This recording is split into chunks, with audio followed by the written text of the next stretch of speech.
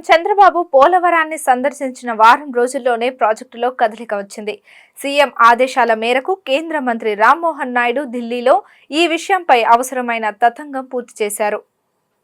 దీంతో కేంద్ర జలశక్తి శాఖ పోలవరం ప్రాజెక్టు అథారిటీ స్పందించి అడుగులు వేశాయి. అందులో భాగంగా పోలవరం సవాళ్లను పరిష్కరించేందుకు అంతర్జాతీయ నిపుణులను పంపుతున్నారు. అమెరికాకు, కెనడాకు చెందిన నలుగురు డ్యాం నిర్వహణ, భద్రత, సివిల్ ఇంజనీరింగ్, హైడ్రాలిక్ నిర్మాణాలు, కట్టడాలకు సంబంధించిన అంశాల్లో నిపుణులను ఎంపిక చేసి పోలవరం పంపించనున్నారు. వీరు ఈ నెల 27 నుంచి జూలై 5 వరకు పోలవరంలోనే మకాం వేసి ఇక్కడి పరిస్థితులను అధ్యయనం చేస్తారు. అనంతరం పోలవరం ప్రాజెక్టు అథారిటీకి నివేదిక సమర్పిస్తారు. ఈ నిపుణులను పోలవరం ప్రాజెక్టు అథారిటీ నియమించింది. వీరు 3 నెలలకొకసారి పోలవరంని సందర్శిస్తారు. నిర్మాణం పూర్తయ్యే వరకు సాంకేతికంగా అండదండలు అందించనున్నారు. కేంద్రం పంపించిన నలుగురు నిపుణుల బృందంలో 2 అమెరికా వాళ్లు కాగా మరో 2 కెనడాకు చెందినవారు. అమెరికాకు చెందిన డేవిడ్ బి. పాల్ డ్యాం భద్రత, మౌలిక వసతుల నిర్వహణలో 35 ఏళ్ల అనుభవం ఉంది. అంతర్జాతీయ డ్యాం భద్రతా సంస్థలో సీనియర్ కన్సల్టెంట్ గా ఉన్నారు. ఫ్లోరిడాకు చెందిన గియాస్ ఫ్రాంకో డిసిస్కో పెద్ద డ్యాంల నిర్వహణ, స్ట్రక్చరల్ ఇంజనీరింగ్ లో 28 సంవత్సరాల అనుభవం ఉంది.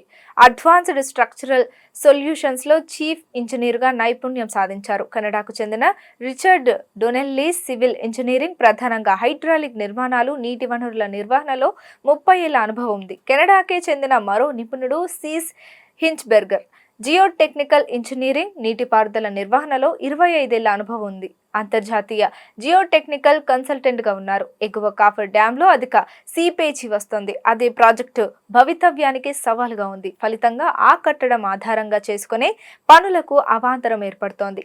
ఇప్పటి వరకు దీన్ని అధ్యయనం చేసిన వారు ఇక్కడ రసాయనిక గ్రౌండింగ్ చేయాలని సిఫార్సు చేశారు. ఫిజోమీటర్లు ఏర్పాటు చేసి నిరంతరం సీపేజీని అంచనా వేయాలని పేర్కొన్నారు. ఇప్పుడు అంతర్జాతీయ నిపుణులు ఈ అంశాలు పరిశీలించి పరిష్కారం సిఫార్సు చేయాలి. ప్రధాన డ్యాంలో భాగంగా గోదావరి నది మార్గంలో కట్ ఆఫ్ వాల్ గా నిర్మించిన డయాఫ్రమ్ వాల్ ఎంతో కీలకం. 2020 భారీ వరదల్లో ఇది ధ్వంసమైంది. దీనికి మరమ్మతులా, కొత్తగా మళ్లీ నిర్మించాలా అన్నది వీరు తేల్చాల్సి ఉంది. ప్రధాన డ్యాం నిర్మించే చోట ఉన్న ఈ సవాళ్లను పరిష్కరించాల్సింది. వైబ్రో కాంపాక్షన్, వైబ్రో స్టోన్ కావ్లను ఏర్పాటు అంశాన్ని సమీక్షించి తక్కువ ఖర్చుతో పరిష్కార మార్గాలను చూపాలి. ఇవే ప్రస్తుతం ఈ నలుగురు నిపుణుల ముందున్న సవాలుగా తెలుస్తోంది.